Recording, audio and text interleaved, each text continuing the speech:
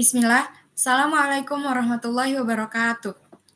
Waalaikumsalam Waalaikumsalam warahmatullahi warahmatullahi wabarakatuh. wabarakatuh. Alhamdulillah, alhamdulillahilladzi an'ama 'alaina bi ni'matil imani wal Islam.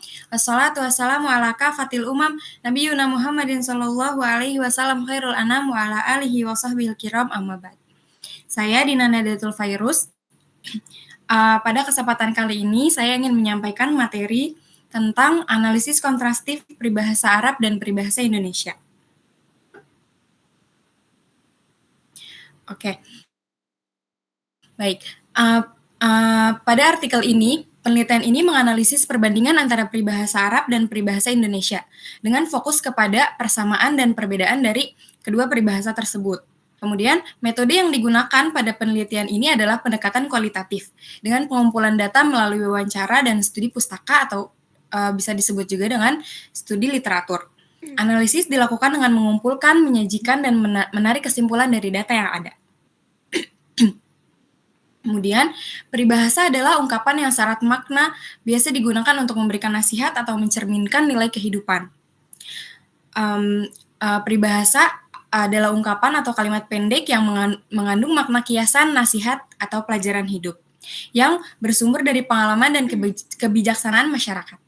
Peribahasa disusun dalam bahasa yang indah, ringkas, dan padat makna, serta sering digunakan untuk menghiasi ucapan, menyampaikan pesan moral, atau menggambarkan suatu keadaan secara tidak langsung. Dalam budaya Arab maupun Indonesia, peribahasa juga berfungsi sebagai warisan budaya yang memuat nilai-nilai sosial, sejarah, dan etika.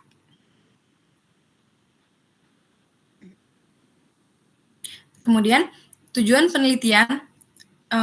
utama penelitian dalam artikel ini adalah yang pertama, menemukan persamaan antara peribahasa Arab dan peribahasa Indonesia, khususnya dalam hal makna dan fungsi penggunaannya. Kemudian yang kedua, mengidentifikasi perbedaan antara keduanya dari segi struktur bahasa, latar budaya, dan simbolis yang digunakan.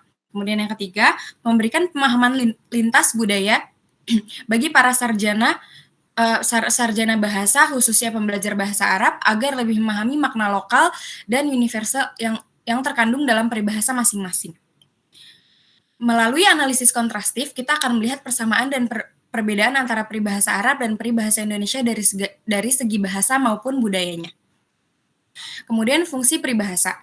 Yang pertama, sebagai cerminan budaya. Yang kedua, pengajaran moral, sosial, dan historis. Peribahasa memiliki banyak fungsi dalam kehidupan masyarakat. Yang pertama, peribahasa mencerminkan budaya suatu bangsa, nilai-nilai, norma, dan kebiasaan hidup masyarakat tersebut.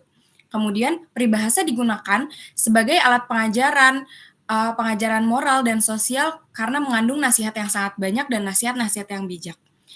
Kemudian yang ketiga, peribahasa juga sering menjadi rekaman sejarah dan kearifan lokal yang diwariskan turun-temurun dari bangsa tersebut.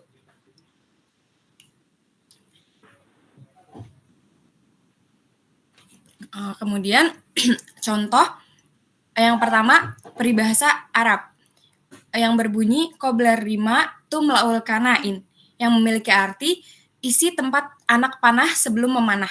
Maknanya menekankan pentingnya persiapan.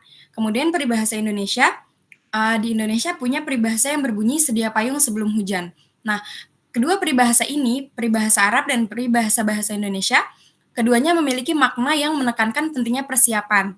Yang pertama bahasa Arab tadi, qobla rima tumlaul kanain. Sebelum memanah, kita harus mempersiapkan anak panahnya terlebih dahulu. Kemudian peribahasa Indonesia, sedia payung sebelum hujan. Jadi kita seperti menekankan, menyiapkan persiapan untuk segala sesuatu yang akan terjadi. Bisa diartikan atau diberi makna seperti itu. Oke, kemudian contoh selanjutnya, dalam bahasa Arab ada peribahasa yang berbunyi al-waktu min zahabin, yang artinya waktu itu emas. Dalam peribahasa Indonesia juga ada waktu adalah uang. Maknanya, kedua peribahasa ini memiliki makna yang sama, yaitu menunjukkan nilai tinggi dari waktu. Keduanya menunjukkan bahwa waktu itu sangat penting. Dalam bahasa Arab disebut al-waktu min zahabin, waktu itu emas. Kalau di Indonesia, waktu adalah uang, yang dimana emas dan uang sama-sama memiliki nilai yang tinggi yang sangat berharga. Oke. Kemudian, Analisis kontrastif dari kedua peribahasa tersebut. Yang pertama, persamaan. Keduanya memiliki metafora yang kuat. Peribahasa Arab dan peribahasa Indonesia keduanya memiliki makna metafora yang kuat. Kemudian tujuannya sama untuk mendidik dan menyampaikan nilai budaya. Kemudian maknanya sering sejalan walaupun bahasanya berbeda.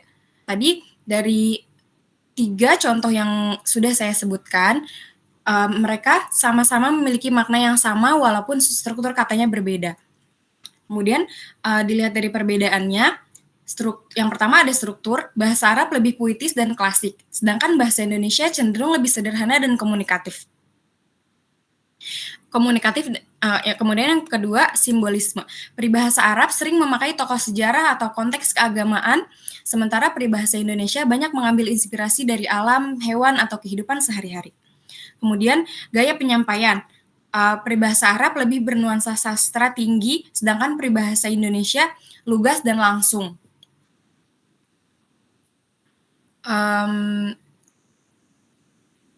Kesimpulan dari penelitian ini adalah bahwa peribahasa merupakan bagian penting dari warisan budaya yang harus dipelajari. Mereka membantu dalam memahami kondisi sosial, politik, dan budaya suatu masyarakat, serta dapat menjadi jembatan antara dua budaya yang berbeda, yaitu Arab dan Indonesia. Kemudian juga manfaat studi kontrastif. Yang pertama, mungkin ini secara universal, mengapa kita harus mempelajari tentang analisis kontrastif. Yang pertama, kita jadi bisa memperluas wawasan tentang budaya lain. Kalau yang tadi saya bahas tentang peribahasa. Kemudian yang kedua, kita bisa belajar bahwa meskipun berbeda bahasa dan budaya, manusia tetap punya nilai dan kebijaksanaan yang sama.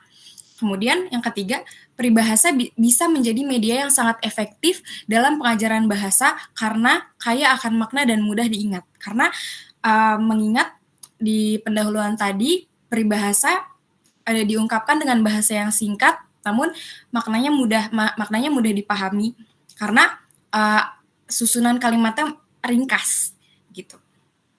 Demikian pemaparan dari saya. Semoga materi ini menambah pemahaman kita tentang kekayaan bahasa dan budaya dalam peribahasa, baik Arab maupun bahasa Indonesia.